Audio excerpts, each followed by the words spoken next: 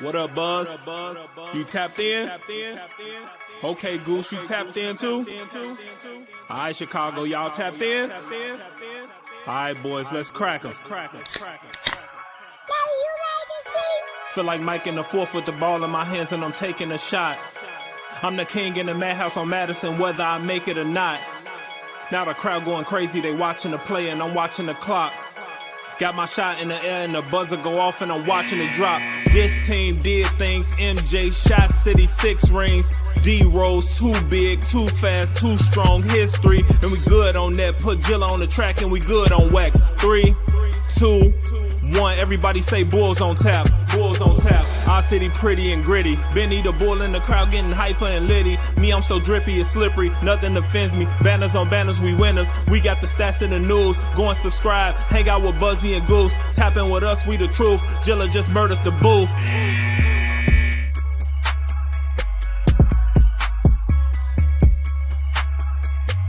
Ladies and gentlemen, welcome to Bulls on Tap. I'm your boy Buzz. I'm joined by my dude Goose, aka Bull Script, and we're here to recap a loss. We were hoping after taking the week off last week due to a minor procedure I had, which we probably would talk about once I start drinking more beer. We'll see what happens.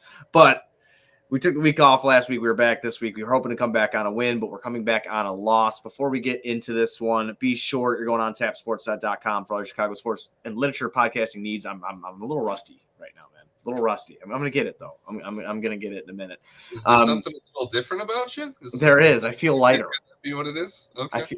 I feel lighter is what it is in my balls. Anyway, so I don't even know. Just fuck it. My whole spiel to start the show is just over and done with. So screw it. Just if anybody's watching on Facebook or Twitter, go to the YouTube, subscribe to our YouTube channel. Also, if you listen to podcasts at Spotify, Apple Podcasts, Google Play, whatever the fuck it is, just go and subscribe. Give us a 5-star rating and review if you don't mind, because that's cool and tough. Goose, their Bulls are playing like shit. They're 6-8. They have now lost 3 games in a row. They've won. What would that be? 1 game out of their last 6. I mean, they look absolutely terrible, and it's not great right now. It's not great, and it's tonight's loss is it's fucking pathetic. I mean, the last 2 losses have been pretty pathetic because you're coming off of extended rest. Yes, Shite Sports. Brad, you read between the lines there perfectly. Senor Brad had a vasectomy. No more little ones for the big guy. I got 73 kids. I can't have any more. I'm done. All right, I can't afford it. You know what I'm saying? But back to these back-to-back disappointing losses, which somehow probably hurt more than a vasectomy for anybody that's as much of a fan as we are. This is getting embarrassing. And if you go on Twitter, you'd read that it's just Billy Donovan's fault, but he's not the one playing the games at the same time. He gets to make the decisions.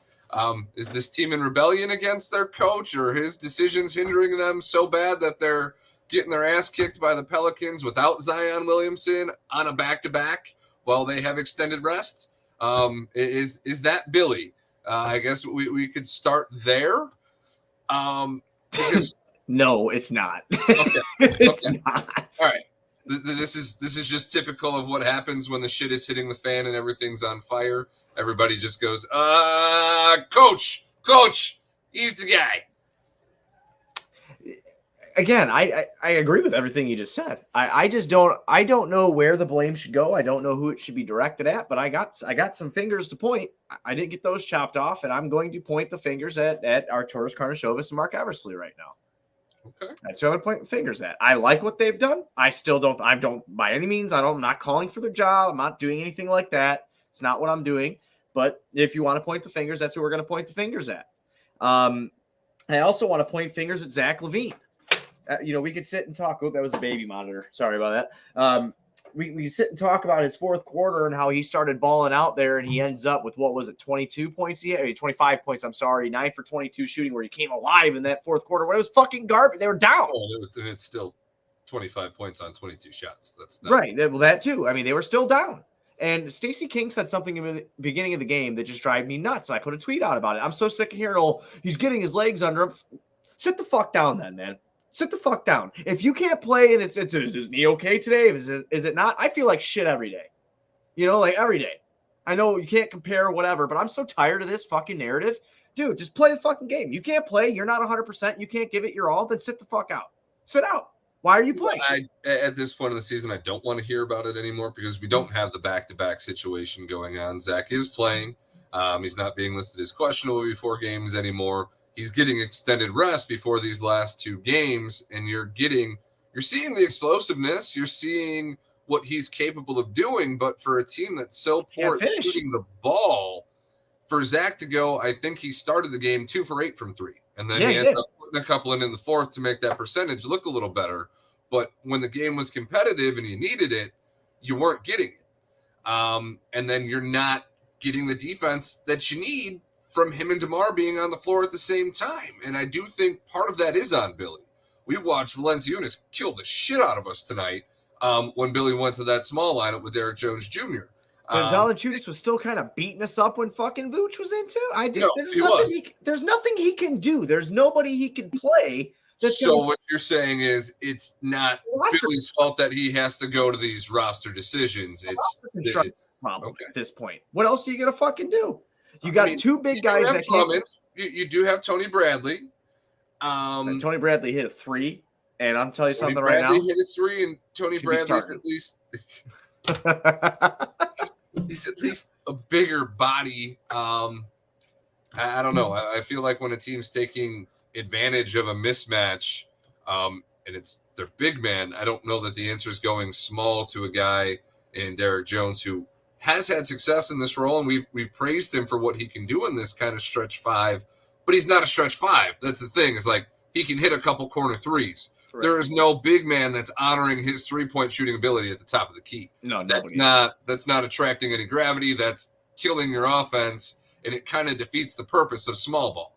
And I do feel like small ball tends to be an Achilles heel for Billy. I don't know if he likes it a little bit too much because he's a small guy, and it's just, he wants to make that dream come true through other people or what. Or if it's like you're saying, it's simply the hand that he's been dealt with this front office. Fucking Juice Manco, Marko Simonovic. That's my guy. He always dropping jokes. Look at him. I don't know, man. I look up and down this shit, and this has been a pretty bad stretch of basketball. I mean, they're sitting at 6 and 8. I have to go look at the standings to see what that even looks like. And it's so early, it really doesn't fucking matter at this point. It's just, I look at this and I know, and like we said at the beginning of the season, I know that this is not a championship team. I had them at 7th, I believe. I didn't have them in the top 6 of the Eastern Conference. I had them in the play-in, which I didn't want to say that. Like it hurts to say that. It hurts to be realistic about it. Because again, before we came on the air last year, when the roster was put together, right, and we were running and gunning, and it was fucking amazing and fun to watch.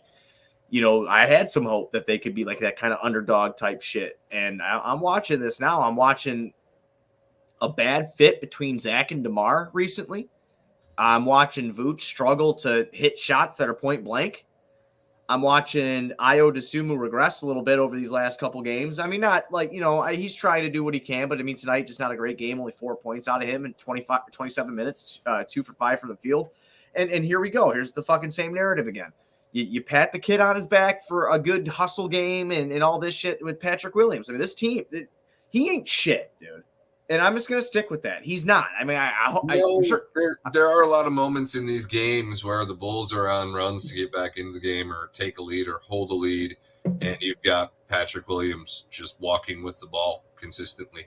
I feel like the amount of travel calls that this kid has had in key moments of games, they're giant momentum swings. Like, you're either getting yourself back into the game or trying to pull away from somebody, and you're handing them the ball back because this guy's getting nervous. He's overthinking. He's not just playing, and leads to a turnover. And it's unforced.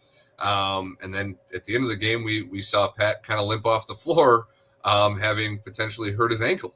So as much as we're talking negative about him now, to once again be without him and not even have that potential of him finally finding it to hang your hat on to make this team be better, like, all the options for improvement are disappearing, and there's no word on Lonzo Ball either. So can't really ride on the Lonzo will save us again. And he listen, again, back to my point earlier, and I know that it was like the one time you and I were like, not heated at each other, but we were talking, and getting passionate about it. It was just the whole Lonzo. Lonzo comes in, he does not fix this right now. He doesn't. He does not fix this by himself. There's a lot of problems here. And just to go to Chai Sports Fan in the comments here, I know Io is your guy, Buzz, Illini and all that shit, but he's not a starting PG currently. Dude, I'm not disagreeing with you. There's people that wanted to trade Io to Sumu, trade Lonzo Ball because of the emergence of Io. I just wanted to fight for Io to get rotation minutes when Lonzo comes back. I think Lonzo is the starting point guard. I think he's a better point guard.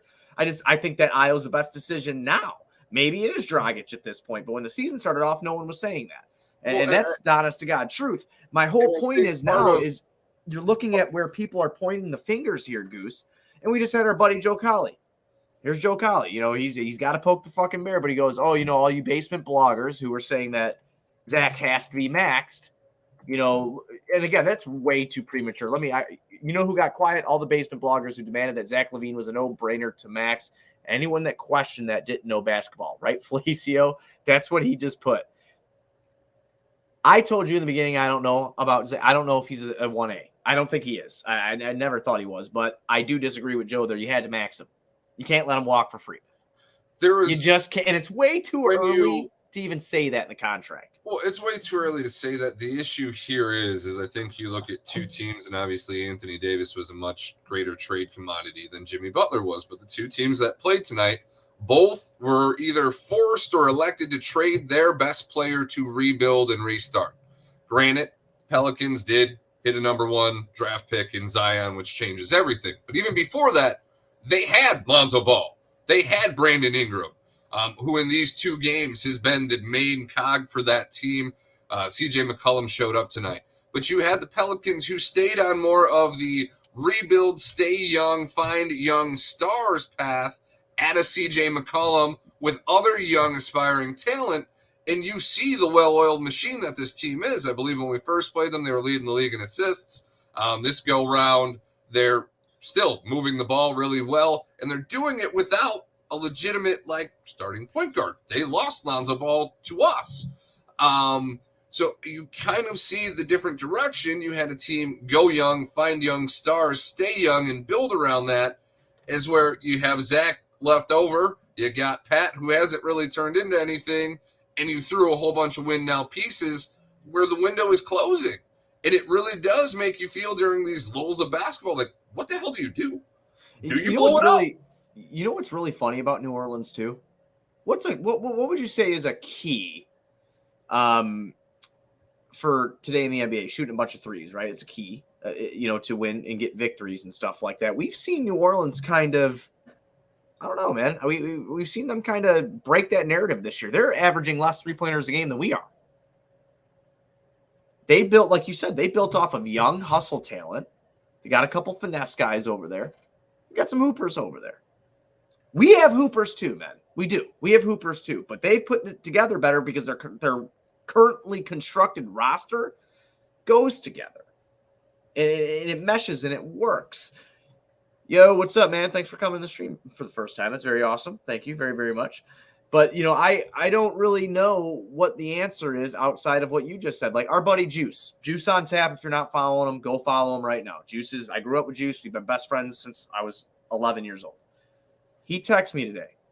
Bowl season ticket holders together. That's what that was our goal. We did it. And last year we got to experience a lot of that fun shit before all the injuries happened. But he texted me today and he goes, listen, man. He goes, we both know that they're not going to win a championship.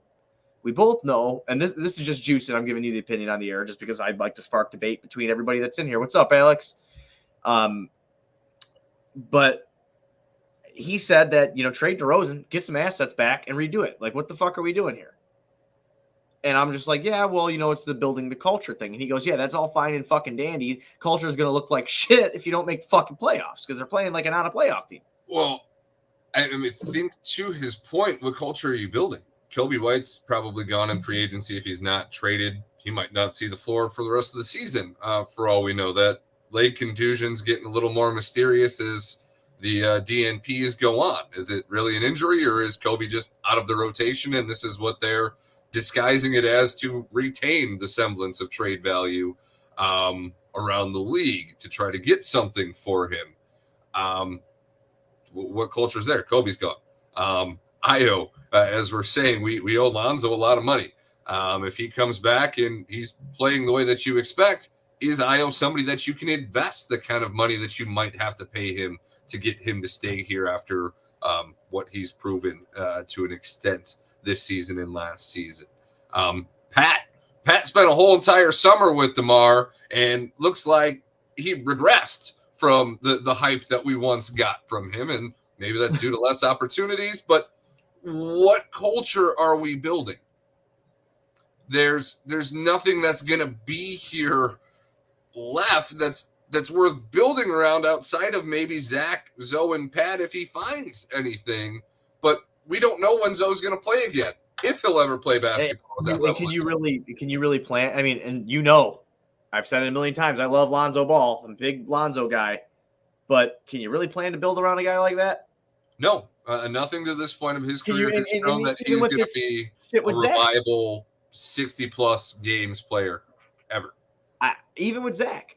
And again, I've said this before on the show, and there's receipts of it, me being on the show saying this. I felt comfortable, going forth and be like, you know what? Yeah, we're bringing Zach back. Let's go back to before that knee injury happened and how he was balling with DeMar and how it looked. Because you saw that he could do it on a way above 500 team, right, at the time. So, that gives you some hope. I'm not wrong on that. I know it's not a huge body of work. It's not just shit fucking Monte Ellis points. It's real points on a number one team in the Eastern Conference for a bit, and you feel confident with it. I am extremely turned off coming into this season and how this has all looked. The inconsistencies in his game.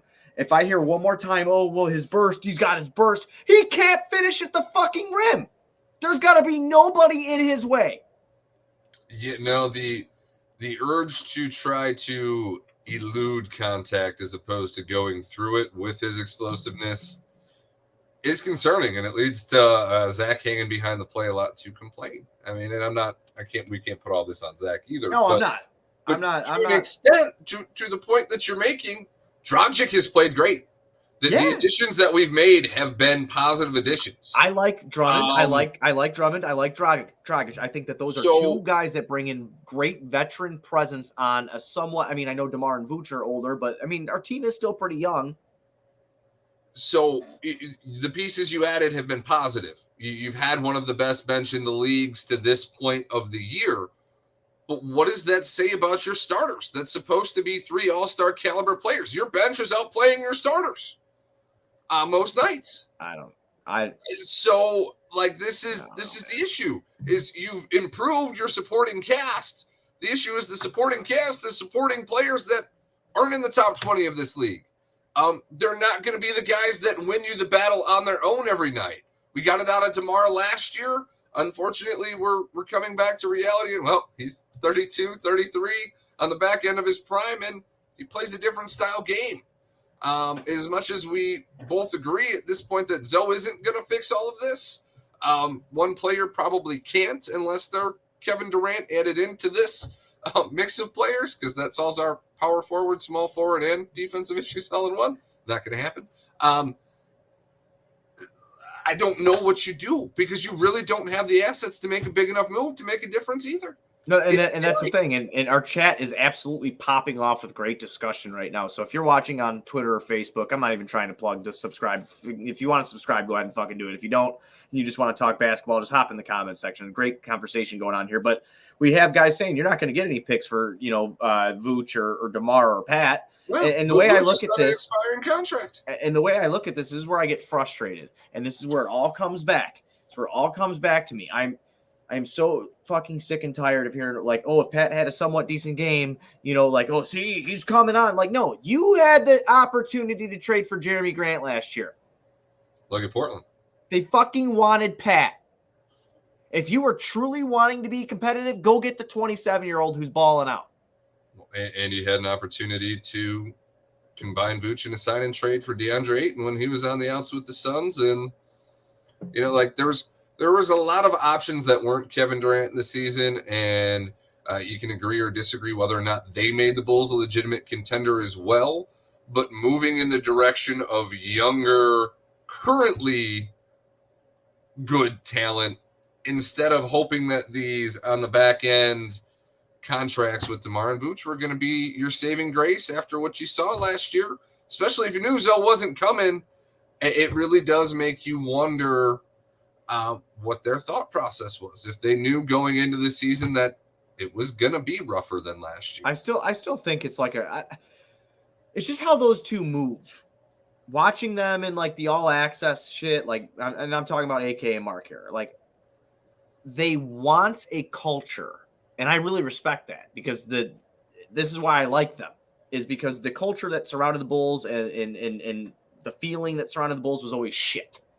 I mean, we had the All-Star game, and we're chanting fire Garpax at the top of our fucking lungs, becoming a whole laughing stock. That was the fucking narrative behind that. It wasn't that Chicago had their, like, look at Bulls fans. They're starving for stars. Like, you know, I like that they're trying to build something cool and they're trying to be the player-friendly organization, right? Because, like, look where Mark Eversley comes from. They bring in a guy like Billy. Like, you're trying to be that player-friendly staff or whatever, and I get that. Are they still going towards the future? Or do they really think that this was going to work by giving some vets some money? Like, is that trying to show that other players, if they're willing to dish out some shit? I don't know. But now, the money aspect of it to me was never the issue, because for a player like DeMar, you traded and you paid more than other teams were willing to, really, to get him in a sign and trade. Did he want to come here? And listening to him talk on a couple podcasts, without the Bulls getting Lonzo Ball, he outright says their point guard situation sucked until that was resolved. Even with Zach confirming to me that he was going to stay, I wasn't going there. He needed Zach to confirm that he was going to re-sign if he came, that his intent was, I'm going to stay here long term, and the Bulls needed a point guard. Those were kind of DeMar's, not demands, but things that he needed to see happen to come to Chicago at this point of his career, because he was sold on being a Laker until that Westbrook trade went through. Like, right. He thought he was going to LA. But to really bank on his MVP season last year and thinking he's going to duplicate that and put your team in this contention spot, again, it's just really becoming harder to understand. I don't get it at all. I mean, the timetables of everything just didn't line up. Without Pat becoming Jeremy Grant this year, this team wasn't ever going to be a contender. Yeah. And I mean, I think that you're just kind of seeing it. I mean, look and listen to this schedule that's coming up, dude. This is fucked. So, I mean, again, we've lost, what is it now? 3 in a row or 4? Yeah, 3 in a row. We've got Orlando, listen, they're a young team. I've been watching a lot of Orlando basketball just for shits and giggles. They play pretty rough. They're hard. They're a hard team. They go hard. They don't have a great record, but they're young and they're hungry. We got Orlando on Friday. We've got Boston on Monday. We got Milwaukee on Wednesday. We've got SGA and Oklahoma, who are absolutely just fucking kids balling right now in Oklahoma City. Then that following Monday, November 28th, we have Utah in Utah.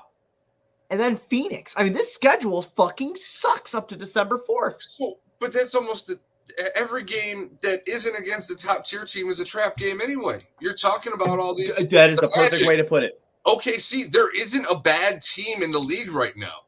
The way things look, we're looking like the bad team in the league right now because we can't put it together. We can't start games properly. Teams shoot lights out against us because we don't know how to rotate properly. Defensively, we're a mess.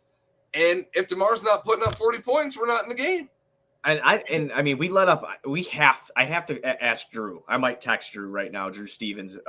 If you want to follow him at Look What Drew Did on Twitter, I know he can find it in a second. But I have to think that we're like the team that's getting beat the most for the opposing team's offensive rebounds. We have to be. Like, we cannot. Like, we let up so many fucking offensive rebounds, dude. It's unbelievable. Like, even a little run.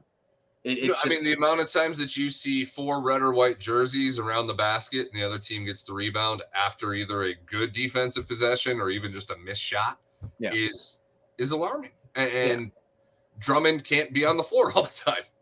Yeah, and I'm not – and I want to preface this. I'm pissed off about how they've been playing lately, for sure. I'm not ready to give up on the fucking squad or anything like that.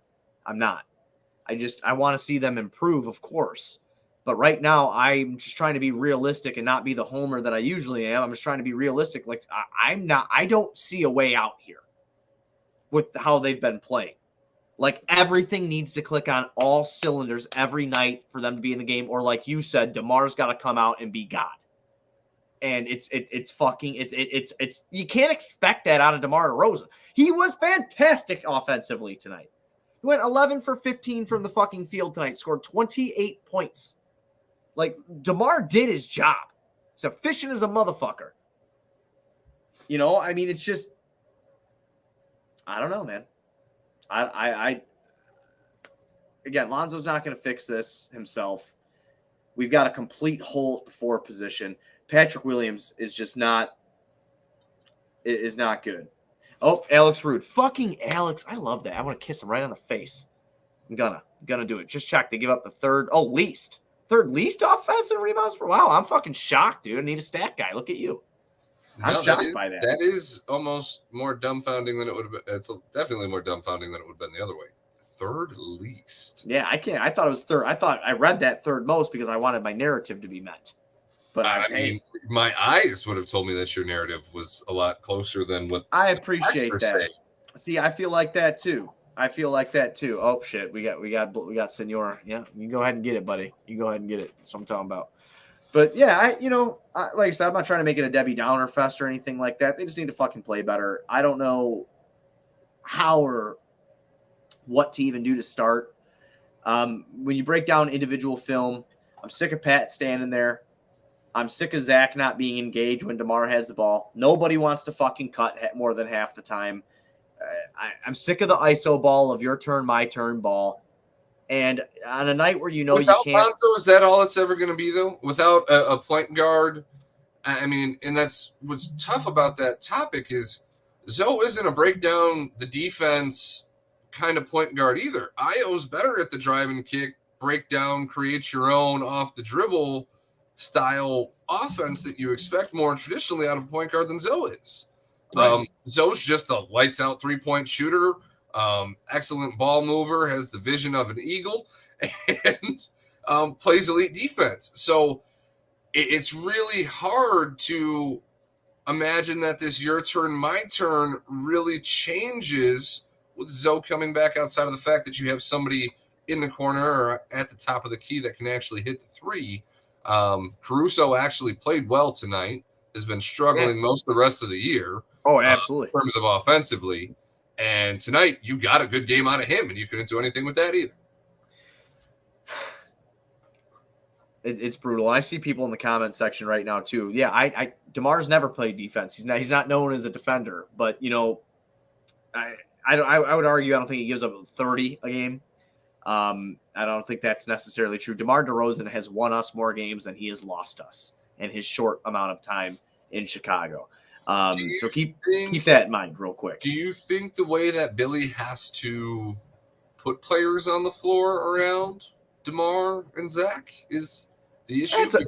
Because that's a roster construction issue. Because DeMar's a shooting guard that plays power forward. Is that giving Billy issues? But once again, like you said, if you're going to pay DeMar that and trade for DeMar all that, well, then maybe you should have traded for Jeremy Grant too, because he's somebody that would have helped kind of solve that issue. Alleviate a little bit of the pressure. It add a little bit of size and then a little bit of offense too. So DeMar doesn't need to score 40 to be effective in a game. There's a million different scenarios that could play out here. Listen, Pat can go on a fucking run starting next game and score 25 points a game, and we look like Jagoffs because it's early in the season, right? I mean, it is what it is. I don't really understand what they're doing right now and the lackadaisical movements out on the court, especially like you say, coming off all that rest that they were just on. It's just at this point, the starters don't fit together. To be down 20 plus points in the fourth quarter to a team off of a back-to-back without their best player or second best player, whatever you want to call him, is just embarrassing. And it's so dumbfounding that, like, what is the answer? Because that third quarter we gave up, I think, 37 points. Third quarter tonight we gave up 37 points. Yeah. You come out of halftime after kind of getting back in this game, having one of your little first quarter lulls, because we gave up 32 in the first, I believe. Yep. So after the first, you come back in the second, you go into halftime, and you don't make adjustments to what went wrent and you just get blown out. I felt in the second quarter he made adjustments. Billy made adjustments coming out in that second quarter. And they went out off on a run. They actually ended up taking the lead there for a hot minute. No, we were on like a 13-0 run. Yeah, and we looked like we put a team out of back-to-back on their heels, and we were going to run away with the thing. And then they call a couple of timeouts, and the next thing you know, we're down before the half. I don't know. I don't know either, man. Like I said, we just gotta kind of wait and see what what Billy's gonna decide. But I'll tell you what, I've had enough. Do you think Billy's on the hot seat? Twitter seems to think Billy's on a hot seat. I saw him and this is our last topic before we get out of here. If anybody fucking compares Billy Donovan to Jim Boylan, okay, and I'm not even a Billy Donovan lover. Like, he's a good coach. I think I'm not blaming him yet. You know, I'm not tied to any sort of coach. I'm not tied to any fucking player. I'm not. But I'm saying that Billy Donovan is a pretty good NBA coach. I believe he is. And to see him compared to Jim Boylan either shows me that you're trying to fit in with what the cool kids say or something, or you're a fucking idiot. It's one of the two. It's one of the two. Because if you watch the Jim Boylan shit, and then you come over here and you watch Billy, even what's happening right now, it's fucking night and day. It's night and day. That's how bad it was with Jim Boylan. There's a reason the guy didn't have a fucking job. Was this like a reliable source that said something this crazy? Because I saw Matt Peck's comment about it as well, and yours the other day. So it really is a Twitter thing at the very least. Yeah, you know, it's that weird section of Bulls Twitter of kids, or no, I shouldn't say kids, makes me sound old as fuck, but of I don't even know who it is. It could be fucking grown ass men. I have no idea. But this weird section of those weird Twitter accounts that have players' faces and all that shit, and they're just like, you know, blaming Billy for everything. And it's just like, no. Look at the roster construction here. You can sit here and you can go read Cleaning the Glass and tell me where a player is the most fucking valuable out on the court and think that you're an NBA coach and go tell your friends that you're a genius. And I'll sit here and tell you the fucking truth. If they don't mesh out on the court, there's a goddamn problem. And 9 times out of 10, it's going to be on the fucking player. This is basketball. Yeah, this is basketball. The more I think about our roster, even with 2 positive veteran additions, we still don't have a small forward. No, we don't have a fucking power forward. We just don't have a forward. Like, DeMar is a shooting guard that plays a forward position. Hey, he plays he's a forward. And then Pat is a ball boy. We do not have any 3-and-D forwards. No. Well, we don't. I was told Pat was a 2-way star in the making. Javonte Green is the closest thing that we have to a 3-and-D forward. And that's horrible. All I know is we got to fucking play Tony Bradley more. He hit that 3 tonight, and he did it with confidence. Fucking just won the 3-point competition, and in practice. More threes. That's unfucking believable. Maybe that's where this season went south. Was when everybody on the team that's making way more money than Tony Bradley lost to Tony Bradley in the 3-point competition. They're just like, maybe this isn't what I'm good at. I don't even fucking get it, dude. But I'm not even going to touch on this game because I'm already pissed off enough as it is, and we've been rambling for 33 minutes because of our upsetness. I do apologize to everybody. It was completely my fault for missing the last couple podcasts because of my procedure. But we will be back after the Bulls play next, and that's on Friday, right? The Bulls play on Friday, and that's going to be against Orlando, like I was saying. Do you have anything else you want to touch on? Don't let Orlando embarrass you. Oh, dude, I'm freaking the fuck out, man. Because if you think that this was a somewhat off the rails, blow it up, burn it down, let's start over kind of show, you don't want to join for what a loss, a loss in general to Orlando. I'm going to stay off social media.